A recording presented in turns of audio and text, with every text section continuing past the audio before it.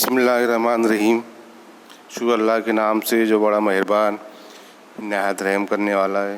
अस्सलामु अलैकुम रहमतुल्लाहि व बरकातुहू। प्यारे बच्चों, इस उर्दू ऑनलाइन तदरीस में आप तमाम का खैर मकदम है। आज हम आपकी दरसी किताब का सबक नंबर 10, जिसका उन्वान है भाभी जान और जिसके मुसन्निफ़ है सोहेल अज़ीम आबादी का मुताला शुरू करने जा रहे हैं। तो आइए सबसे पहले मुसन्निफ़ का मुख्तसर तारुफ देख लेते हैं कि मुसन्निफ़ का कलमी नाम है सोहेल अज़ीम आबादी और उनका असल नाम है सैयद मुजीबुर रहमान। सोहेल अज़ीम आबादी की पैदाइश ईस्वी सन 1911 पटना में हुई और आपकी वफ़ात ईस्वी सन 1980 में हुई। उनकी मशहूर किताबें है चार चेहरे, अलाव और आदमी के रूप। सोहेल अज़ीम आबादी ने 125 अफसाने भी लिखे हैं और एक नावल लिखा है जिसका नाम है बेजड़ के पौधे। तो ये मुख्तसर सा तारुफ था। आइए अब हम सबक की शुरुआत करते हैं।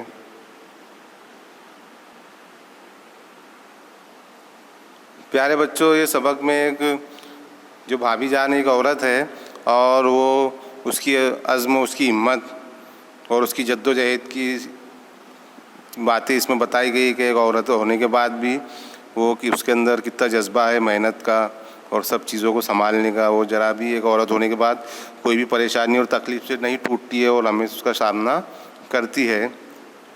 जबकि उसका शौहर एक सियासी आदमी है और वो हमेशा कैद में, जेल में रहता है। उसका एक देवर है जिसका नाम है अख्तर, जो शायर है, और उनकी एक लड़की भी है रेहाना। वो उन सब साथ में वो रहते हैं। और इस सबक में वो भी बताया गया है कि एक औरत होने के बावजूद भाभी जान कितनी हिम्मत वाली औरत है कि हर परेशानियों का डटकर मुकाबला करती है, कभी भी टूटती नहीं है। तो आइए शुरू करते हैं। जब रुकैया भाभी याद आती है तो मेरा सर खुद ब खुद एहतराम से झुक जाता है और ऐसा महसूस होता है कि उनकी ज़ात सरापा रोशनी है। उनकी याद के साथ मुझे वो शमा याद आ जाती है जो कलीसा की ऊंची कुर्बान गाह पर जलती और पिघलती रहती है।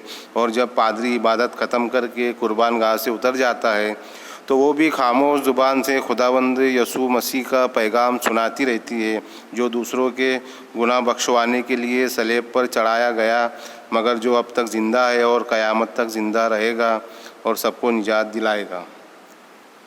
तो ये जो उनका देवर है वो बोल रहा है, जिसका नाम अख्तर है, कि जब रुकैया भाभी की याद मुझे आती है तो मेरा सर खुद ब खुद एहतराम से झुक जाता है और मुझे ऐसा महसूस होता है कि उनकी ज़ात सरापा रोशनी है। उनकी याद के साथ वो उसे एक शमा याद आ जाती है जो कलीसाओं की ऊंची कुर्बान गाह पर जलती और पिघलती रहती है। और जब पादरी इबादत ख़त्म करके कुर्बान गाह से उतर जाता है तो वो भी खामोश ज़ुबान से खुदावंद यसू मसीह का पैगाम सुनाती रहती है।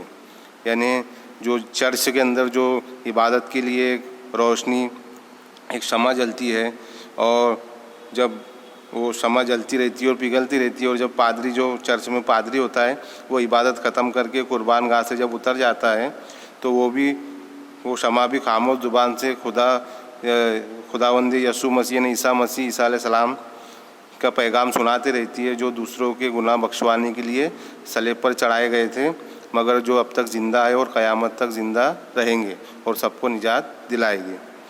उस शमा से उनकी तस्बीह देता है रुकैया भाभी को।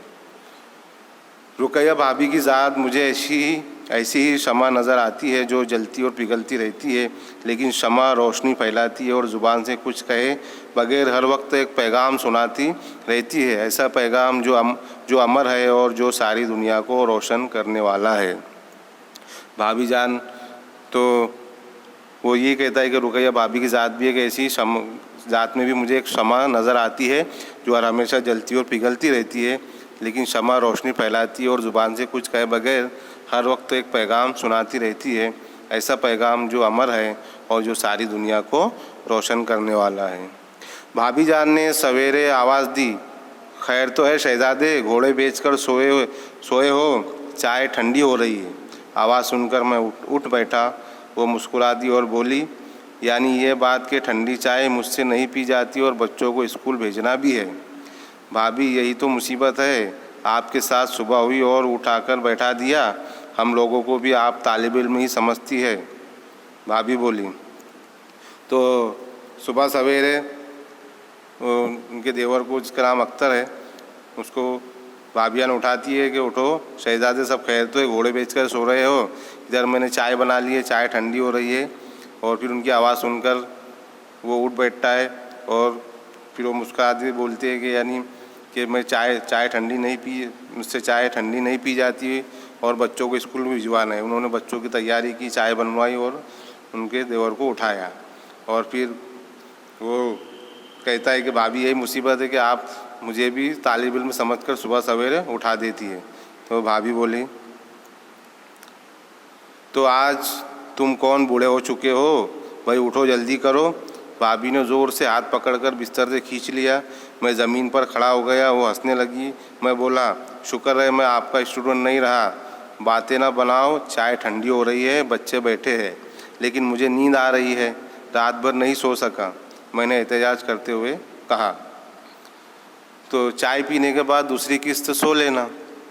तो फिर उसने कहा कि अच्छा आप हमें अभी भी तालिब इल्म समझती है। तो भाभी ने कहा आप कौन से बूढ़े हो गए, उठो जल्दी करो। और भाभी उसका हाथ पकड़ कर उठाती है और जल्दी खड़ा हो जाता है और फिर हंसने लगता है और बोलता है कि शुक्र है मैं आपका स्टूडेंट नहीं रहा।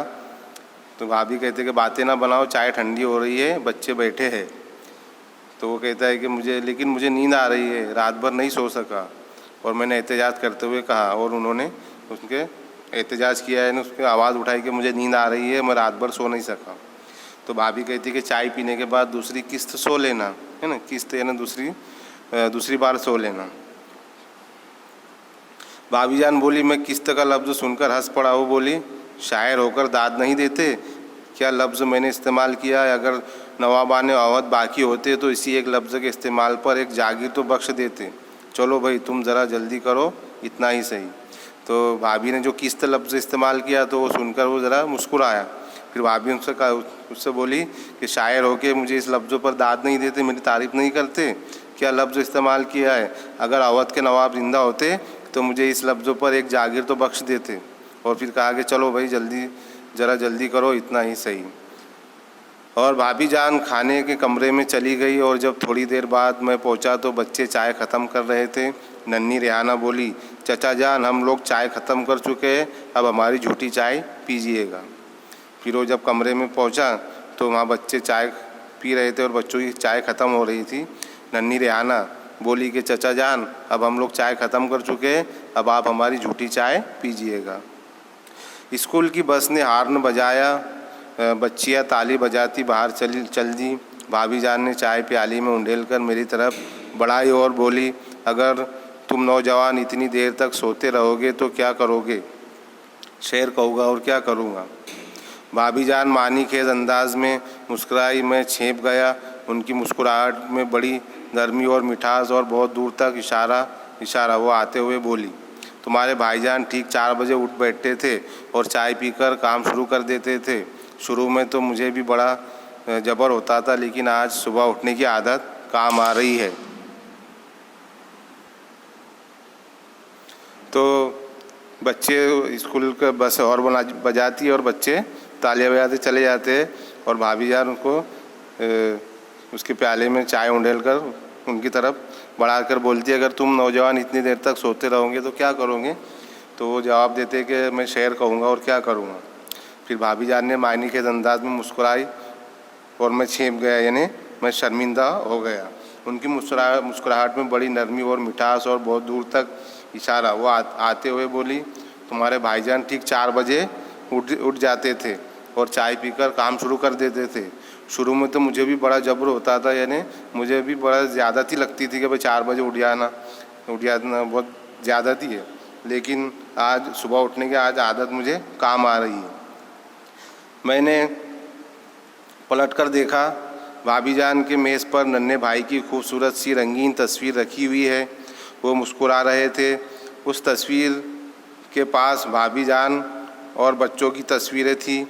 अब सिंगार मेज़ नाम का था, उस पर बच्चों की किताबों का ढेर था और शायद एक कंघी के अलावा सिंगार की कोई दूसरी चीज़ ना थी। भाभी जान उदास हो गई और बोली, ना जाने तुम्हारे भाईजान किस हाल में हैं, देखो उनके मुकदमे का क्या होता है। 1000 मील की दूरी पर 1000 मील की दूरी पर उनके कोई काम भी नहीं आ सकती। चंद ही दिनों में उनके मुकदमे का फ़ैसला होने वाला है। भाभी जान जो हमेशा फूल की तरह खिली रहने और बुलबुल की तरह चमकने रहने की आदी थी, बिल्कुल उदास हो गई। कमरे में खामोशी छा गई। ज़रा देर में किसी के पाँव की चाप सुनाई दी, फिर आवाज़ आई, मैं आ सकती हूँ। तो फिर भाभी जान ने सुबह उठने के बारे में कहा कि मुझे ये आदत काम आ रही है। फिर वो भाभी जान की मेज़ वो पलट कर उन्हें देखा तो भाभी जान के मेज़ पर भाई की एक खूबसूरत रंगीन तस्वीर रखी हुई है और मुस्कुरा रही, उस तस्वीर में वो मुस्कुरा रहे थे। उस तस्वीर के पास भाभी जान और बच्चों की भी तस्वीर थी। और अब श्रृंगार मेज़, वहाँ पर जो श्रृंगार मेज़ था वो सिर्फ नाम का था, उस पर बच्चों की किताबों का ढेर था और शायद एक कंघी के अलावा श्रृंगार की कोई दूसरी चीज़ ना थी, क्योंकि भाभी कुछ भी श्रृंगार नहीं करती थी। भाभी जान उदास हो गई और बोली, ना जाने तुम्हारे भाई जान किस हाल में है, देखो उनके मुकदमे का क्या होता है। जो उनका भाई यानी उनका शोहर जो जेल में था, तो वो कह रही थी कि तुम्हारे भाई जान के मुकदमे का क्या होता है, देखते हैं। 1000 मील की दूरी पर है कि मैं उनके कोई काम भी नहीं आ सकती, है ना, वो इतनी दूर है कि मैं उनके कुछ काम भी नहीं आ सकती। चंद ही दिनों में उनके मुकदमे का फ़ैसला होने वाला है, देखते क्या फ़ैसला आता है। तो भाभी जान जो हमेशा फूल की तरह खिली रहने वाली और बुलबुल की तरह चमकते रहने की आदी थी, वो बिल्कुल उदास हो गई। ये बातें सुनकर थोड़ी उदास हो गई ये सोचकर। फिर कमरे में खामोशी छा गई और ज़रा देर में किसी के पाँव की चाप सुनाई दी, फिर आवाज़ आई, मैं आ सकती हूँ। तो अज़ीज़ तलबा, ये हिस्सा अव्वल यहाँ पर मुकम्मल होता है। नई वीडियो में इंशाल्लाह हिस्सा दुआ का मुताला शुरू करेंगे। अल्लाह हाफिज़।